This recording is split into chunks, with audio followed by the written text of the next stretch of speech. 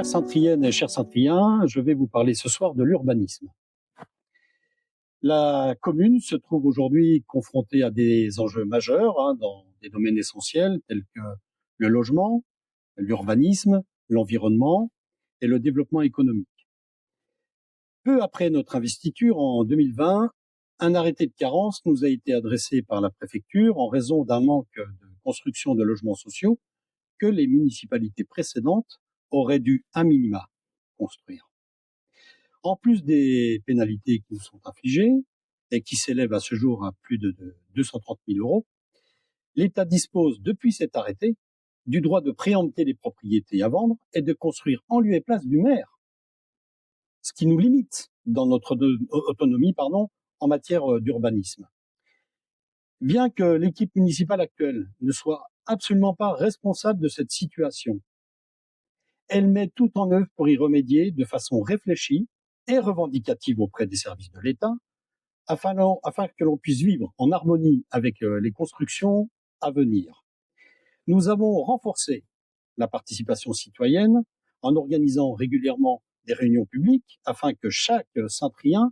puisse s'exprimer sur des projets qui impactent leur quartier et d'une manière plus générale, l'ensemble de la commune. Aussi, les révisions nécessaires au plan local d'urbanisme, ce fameux PLU, initié et finalisé en 2019 par l'ancienne municipalité, ne pourront être menées à bien qu'à long terme, et cela nécessite plusieurs années de travail qui ne pourront démarrer qu'après les élections de 2026. Les investissements réalisés dans la réhabilitation des bâtiments, l'aménagement des espaces publics et l'amélioration énergétique sont toutes des démarches importantes que l'on a commencé à entreprendre et qui sont indispensables si l'on veut améliorer notre qualité de vie. Nous savons en outre, tous autant que nous sommes, que des défis majeurs qui concernent l'ensemble des communes d'ailleurs et la communauté d'agglomération de communes restent à relever dans des domaines comme celui de la gestion de l'eau, la gestion des déchets, mais également les transports. Donc pour l'avenir, nos objectifs, ceux en tous les cas que nous souhaitons poursuivre clairement, c'est sortir de l'arrêté de carence pour pouvoir mettre en œuvre une gestion plus autonome de l'urbanisation. C'est finaliser les projets d'aménagement qui amélioreront notre cadre de vie tout en respectant l'environnement.